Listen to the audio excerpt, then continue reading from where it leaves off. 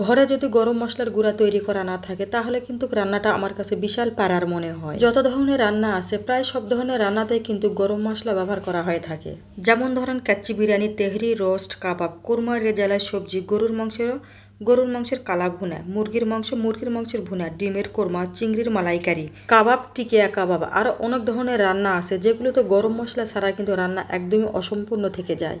তাই প্রতিনিয়ত চড়া দামে গরম মশলার গুঁড়া না কিনে বাড়িতেই কিন্তু খুব সহজেই তৈরি করে নিতে পারবেন গরম মশলার গুঁড়া। আসসালামু আলাইকুম everyone, welcome back to my channel. গরম মশলার গুঁড়া তৈরি করার জন্য কিন্তু এখানে আমি বিভিন্ন ধরনের গরম মশলা নিয়েছি। এই মশলার সঠিক পরিমাপ সহ কিভাবে গরম মশলাগুলো তৈরি করবেন সেই ভিডিওটি আজকে তৈরি করে দেখাবো। তাহলে চলুন ভিডিওটির মূল প্রসেসিংয়ে চলে যাই। বিসমিল্লাহির রহমানির রহিম। এবারে এক এক করে গরম মশলার পরিমাণগুলো আমি দেখিয়ে দিব। এখানে আমি নিয়েছি 20 থেকে 25টি সাদা এলাচ। এবার এখানে নিয়েছি 1.5 চা চামচ সাদা গোলমরিচ, আর নিয়েছি 1.5 চা চামচ কাবাব চিনি, দেখতে কিছুটা গোলমরিচের মতো। আর এখানে আমি নিয়ে নিলাম 1.5 চা চামচ গোলমরিচ। এই মশলাগুলোর পরিমাণ কিন্তু আমি একদম সম পরিমাণ করে নিয়ে নিলাম। এবারে নিয়ে নিলাম 5 পিস বড় সাইজের কালো এলাচ। কালো এলাচের সাইজগুলো যদি একটু ছোট হয় তাহলে আরও 2-1 পিস বাড়িয়ে নিতে পারেন। এবারে নিয়ে নিলাম 20 থেকে 25 পিস লং, আর নিয়ে নিলাম 1.5 চা চামচ শাহি জিরা। এই শাহি জিরাগুলো দেখতে কিন্তু বেশ আকারে একটু লম্বা হয়ে থাকে আর চিকন চিকন হয়ে থাকে। আমরা সাধারণত রান্নার সময় যে জিরাগুলো ব্যবহার করি সেই জিরা থেকে একটু আলাদা। এবারে নিয়ে নিলাম 4 টেবিল চামচ জিরা, যে জিরা সাধারণত আমরা সব রান্নাতে ব্যবহার করে থাকি। আর এখানে নিয়ে নিলাম ছোট ছোট 15 থেকে 20 পিস জয়ত্রী ফুল। আর এবারে নিয়ে নিলাম 1.5 চা চামচ রাঁধুনি, আর নিয়ে নিলাম 4 চা চামচ আস্ত ধনিয়া কিন্তু এখানে আমি জিরার সম পরিমাণে নিয়েছি। আর নিয়েছি ছোট ছোট আকারে 15 থেকে 20 পিস দারুচিনি, আর নিয়েছি 2টা জয়ত্রী। কাবাব চিনি, জয়ত্রী আর জয়ফল এই মশলার সাথে ব্যবহার করলে কিন্তু মশলার স্বাদ আরও দ্বিগুণ বেড়ে যায়। এরপরে আমি দিয়ে দিলাম এখানে 5 থেকে 6টি আস্ত শুকনো মরিচ, আর দিয়ে দিলাম 4 পিস তেজপাতা। লংয়ের পরিমাণ কিন্তু খুব বেশি নিতে যাবেন না, কারণ লংয়ের যে একটা ঝাঁঝালো গন্ধ থাকে এই গন্ধের কারণে কিন্তু গরম মশলার গুঁড়ার স্বাদ গন্ধ দুটোই নষ্ট করে দেয়। এবারে এই সমস্ত মশলাগুলো কিন্তু সামান্য পরিমাণে টেলে নিতে হবে, অর্থাৎ হালকা করে ভেজে নিতে হবে। তো প্রথমে আমি দিয়ে দিলাম এখানে আস্ত শুকনা মরিচগুলো, আর দিয়ে দিলাম তেজপাতা ছোট ছোট করে কেটে। কারণ এই মশলাগুলো একটু আস্ত বা বড় সাইজের, তাই এগুলো আগে একটু হালকা করে ভেজে নিতে হবে। তো এগুলো 2-1 মিনিট হালকা করে ভেজে নেওয়ার পরে এখানে আমি দিয়ে দিব আস্ত মশলাগুলো, অর্থাৎ এলাচ, লং, দারচিনি, এই ধরনের যে বড় বড় সাইজের যে মশলাগুলো আছে এই মশলাগুলো দিয়ে দিব। ভিডিওর এ পর্যায়ে এসেও যারা একটা লাইক দিতে ভুলে গেছেন প্লিজ একটা লাইক দিয়ে দিবেন।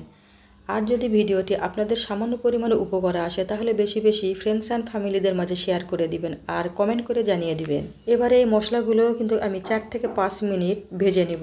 চুলার আঁচ দেখিয়ে দিচ্ছি, দেখুন এভাবে মিডিয়াম টু লো আঁচে রেখে এই মশলাগুলো ভেজে নিতে হবে। বড় মশলাগুলো ভেজে নিতে সময় লাগে, তাই বড় মশলাগুলো আগে ভেজে নিতে হবে। তো এগুলো সব মিলে আমি 5 থেকে 6 মিনিট মিডিয়াম টু লো আঁচে ভেজে নিব। এরপরে এখানে আমি দিয়ে দিব যে ছোট মশলাগুলো আছে সেই মশলাগুলো, ছোট বড় সব মশলাগুলো একসাথে ভেজে নিলে দেখবেন ছোট মশলাগুলো আগেই ভেজে নেওয়া হয়ে গেছে আর বড় মশলাগুলো কিন্তু ভাজা হবে না। তাই চেষ্টা করবেন সব সময় বড় মশলাগুলো আগে আধা ভাজা করে নিয়ে তারপরে ছোট মশলাগুলো দিয়ে ভালো করে ভেজে নেবেন। তো এভাবে উল্টে পাল্টে আমি আরও 2 থেকে 3 মিনিট ভেজে নিলাম। মশলাগুলো থেকে কিন্তু খুব সুন্দর একটা স্মেল বেরিয়ে আসবে। আর এ পর্যায়ে মশলাগুলো আমি নেমে নিব।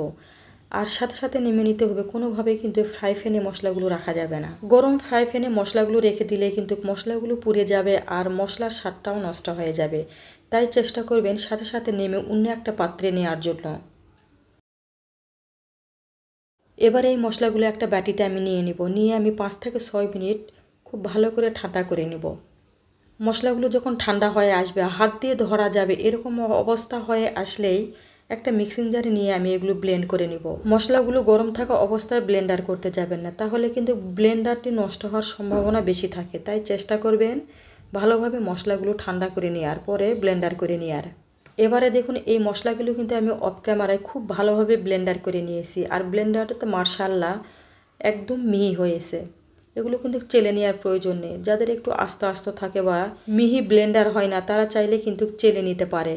তো আমার এই মশলাগুলো দেখিয়ে দিচ্ছি, দেখুন একদমই মিহিভাবে কিন্তু আমি ব্লেন্ডার করে নিয়েছি। এই গরম মশলার গুঁড়াগুলো কিন্তু কাচের জারে রেখে দীর্ঘ 1 থেকে 2 বছর সংরক্ষণ করে রেখে দিতে পারবেন। তো সামনে কুরবানি ঈদ চলে এসেছে, আপনারা চাইলে কিন্তু আমার মতো করে এরকম গরম মশলার গুঁড়া তৈরি করে রেখে দিতে পারেন। এই মশলাগুলো কিন্তু সব ধরনের রান্নাতে ব্যবহার করা যাবে। ঈদকে সামনে রেখে খুব বেশি ভালো থাকবেন আর সুস্থ থাকার চেষ্টা করবেন। আজ এখানেই বিদায় নিয়ে নিচ্ছি। আসসালামু আলাইকুম। Thanks for watching. আল্লাহ হাফেজ।